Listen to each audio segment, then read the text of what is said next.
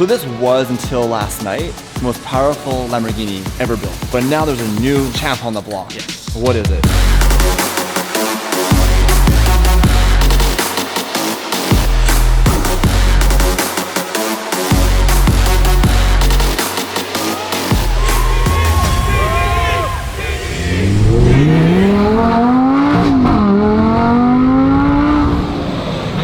Yo, what's up you guys? Welcome back to another episode of Daily Driven Exotics. I'm here at Newport Lamborghini. They're also a Bugatti dealer, which coincidentally is the theme of today's video. Now you've noticed my shirt, my hat.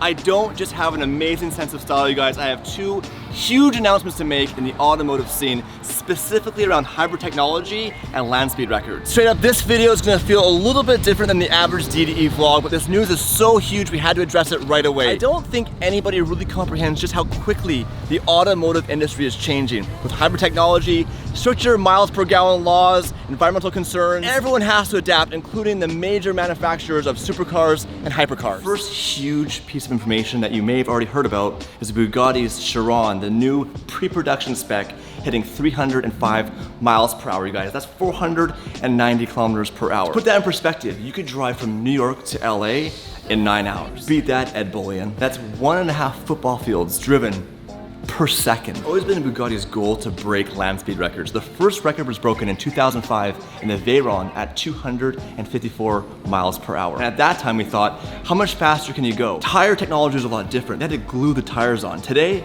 they don't have to do that anymore. Think of the heat emitted at 254 miles an hour, little on over 300 miles an hour. Those suckers are hot. A few years later in 2010, the Super Sport came out and hit 268 miles per hour. 9 short years later, they broke 300. Now Bugatti said that's it, no more. They're gonna focus on luxury, speed, comfort. There'll be no more attempts at land speed records. That's official from Bugatti. Now, in order to make the car safe at that speed, they actually took the tires and x-rayed them to make sure there was no imperfections. The tires turned 4,100 times per minute. Now, this is not your typical production Chiron. This is a pre-production. Details are yet to be released. Pricing's not out yet. It is slightly longer in the rear. It's a beautiful car. I know Damon and I both really want to own a Bugatti one day. This is definitely a goals car. I can't imagine what we would do with a car with those kind of capabilities. But here's the really cool thing, you guys. They're reliable. Just like Lamborghini, Bugatti makes cars you can drive every day. It's not a car that you drive one time that spends 2 months getting serviced. You could do 490 kilometers an hour, then go to Starbucks to get a latte. I get mine triple tall with whole milk. When you look at hypercar technology in the past few years, it's mind-boggling to see how much has changed. Here in front of me, I have a Senna, a P1, and another Senna. 3 amazing cars full of technology, including hybrid technology. That's right, you guys. The good old days of American V8 muscle and manual transmissions are gone. Now we have big engines, small engines, turbos, no turbos, electric assists, no transmission, camless. Like, it's literally so hard to keep up with where this technology is going. Now don't let this pass you by. This announcement of this brand new hypercar is monumental because it's the first time the 6.5 liter V12 is now being assisted with electric motors. Lamborghini is a little sneaky. They did this with the Murcielago. Nobody knew it would be the last manual V12. It just happened. Porsche hinted at this with the 911R. They said this will be the last one. Prices went insane. It was a $180,000 911 that was selling for $1 million. So the question now is, all these advances, what happens to the old school Lamborghinis? We have a LP640 gated manual Murcielago, only 28 in North America. What's gonna happen with the value on that car? There's articles out there saying it's gonna be $1 million car. What do you guys think? Will the Murcielago be $1 million car? Comment below. All right guys, this is Jordan, a sales advisor here at Lamborghini Newport. Hi guys. And this is the SVJ. Now what makes this car so important? King of the Ring. King of the Ring. Fastest car on the Nürburgring to date. And this is the last naturally aspirated V12 Aventador will ever make. And how many of these did they build? 900 coupes. They're going to make 800 roadsters and then an additional 63 special cars, which is going to be the SVJ 63. And those already sold, the 63s. All sold out. Obviously, you know, we're Lamborghini guys. There's a reason. It's literally the most reliable supercar ever built. 100%. And I can attest, I'm not just saying that for marketing reasons, like legit. Damon has 90,000 kilometers on the Huracan.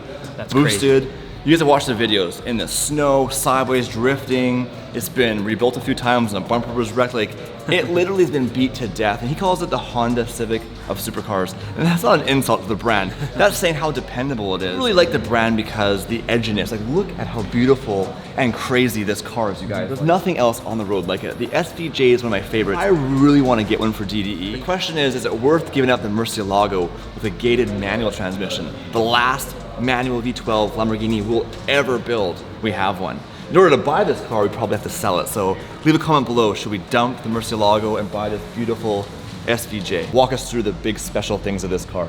So ALA system, right up here in the front splitter. Yeah. There's two flaps that open and close depending on if you're accelerating or decelerating. So when you accelerate, the flaps will actually open up. And then when you slam on the brakes, the flaps will close. And then as the air travels underneath and above the car, you'll come back here to the rear massive wing. And That's huge. Yeah. I have wing envy all of a sudden. And there's two electric motors in here that help open and close the valves.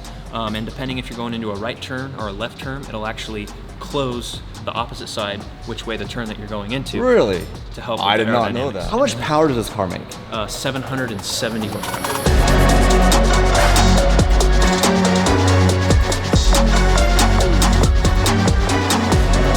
So this was, until last night, the most powerful Lamborghini ever built. 100%. But now there's a new champ on the block. Yes. What is it? Sion. Sion. Legit, you guys, like I woke up this morning and found out about this, as did Jordan. We're just learning together. It's a hybrid. Yes. So it has electric assist in the front or all wheels? So it's going to be all wheels, 819 horsepower. It's the most powerful car ever from Lamborghini. And they're making 63 63 total. and they're sold out. Sold out. I read online, not confirmed, starting at $3.4 million.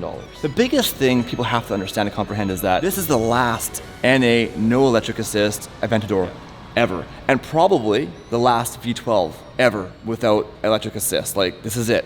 The game's changing. And part of the reason is efficiency. They can make so much power Yes. with electric assist. Good old days of a big V12 spitting fuel. The Murcielago, I love the car. When you drive behind it, you can smell fuel burning. It is a beast, and it's just not sustainable for the planet for us to have cars like that. Bittersweet in the fact that the noises, the sounds of a naturally aspirated engine are just so much, for me, more satisfying. Like my yeah. Squadra Corsa, I love the sound. Great car. Then you get into like the twin turbo V6s, like the Ford GT, McLaren, things like that. Crazy power delivery, but the noise is definitely a lot different. We'll have to adapt to that. What's it sound like?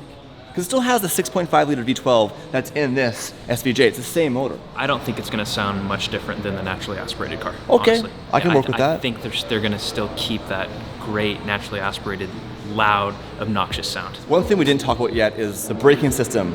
What makes it unique in the new one? Regenerative braking. Which is a huge first for Lamborghini. So what is that So when you hit the brakes, it'll actually recharge the battery. in a Lamborghini?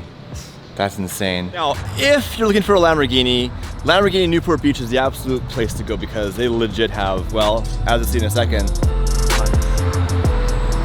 lots of Aventadors, Huracans, the Evo's out now. You guys come here, grab a Lamborghini, and if you do, we'll come make a video with you. Hit me up. So I see here a very special colored Aventador. What makes this car unique and special? So this color was actually first introduced on the Lamborghini Diablo, 30th anniversary color, very special, finished on the Aventador S. It's available and for sale. All right, talked a lot about hybrid technology, hocus pocus, all these magical things, but to throw it back to where humble beginnings begun, here is an LM002, you guys. This is as old school as it gets. 1989, 6 years after I was born. And this is powered by a Countach V12. Yes. This was a military vehicle originally. That's why they built these. Yes. And they didn't get the contract, then Hummer got it. Yep. They were gonna make them for the US military, weren't they? Correct, yes. They weren't able to produce as many vehicles as Hummer could produce in a certain amount of time. So unfortunately, the Hummer took over. What do we have here, sir? This is the Superleggera Edizione Tecnica. I will never be able to pronounce that, so I'll let you just fill in the blanks for me. When I first saw this car here, I thought it was a wrap, but this is all OEM. That's insane. OEM paint, it comes in matte black with orange accents. It also comes in white with orange accents. All the carbon. There's a lot of Squadra Corsa in this car. This is a 2013. The biggest difference is front rear bumpers. I have the final edition. Correct. But the interior is essentially the same. Got the carbon seats, carbon door panels, all the Alcantara dash. I love it.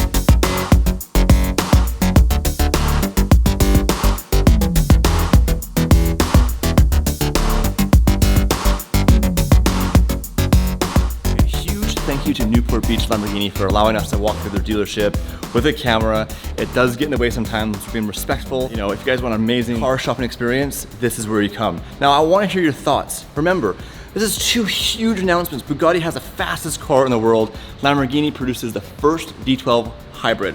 Where's car technology going? Will there be NA cars in 5 years? Leave a comment below. What are your thoughts? Should we keep the Murcielago? Should we sell it? Should we buy an SVJ? So many things you could do right now in this industry. What's really exciting is how quickly it's changing. Lamborghini 10, 15 years ago was making an old Gallardo with an E-gear. Now they're making over 800 horsepower hybrid V12s. It really is mind-boggling. Okay guys, that's it for my trip to California. It was an amazing time. Personally, after hearing about all the hybrid technology and all the driver assist, four-wheel steering, all those new things coming, I appreciate the old school nature of this Gallardo. And I don't think I'll ever sell it, to be honest with you. Boom!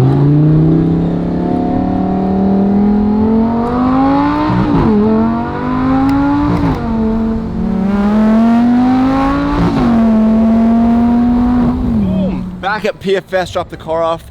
They're gonna do their awesome glons, ceramic coating, and a few more tweaks to the wrap that I ran out of time. Honestly, it was my fault. I had the keys to the engine cover, so they only had 2 days to wrap it. When they were done, I grabbed it. I'm gonna add my number right here, 33.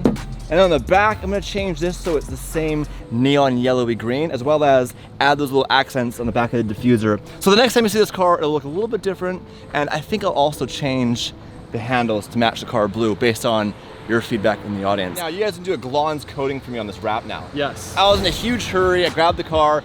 Now I gotta treat it to the best of the best, which is glons. That's right. For the people at home, what is glons? So glons is our in-house product. It's for ceramic coating, so it has to be done in-house by a certified installer. So basically, once you have the car all wrapped in vinyl, now we can seal it with the ceramic coating, which is 2 steps. Base coat, which fills in the pores, makes it so it's protected. And then the top coat, which is hydrophobic, makes it slick, makes it so things don't stick to the wrap. It makes it easier to maintain and wipe down. It makes a huge difference. Like, it is absolutely worth the money. And the reality is, there are kits out there on the internet you can buy and do yourself, but I've watched you guys do the process. Like, it's no joke. It's a big Ceramic job. coating you don't want to mess with. Yeah. Aftercare stuff, waxes and stuff, you Yeah. can do it. Ceramic coating, it should be a certified installer. Damon's verified on Instagram now. He is. He tells me every morning, wakes me up, hey Dave, just so you know. He's like, just so you know, I've got more followers and I'm verified. I'm also more humble than you.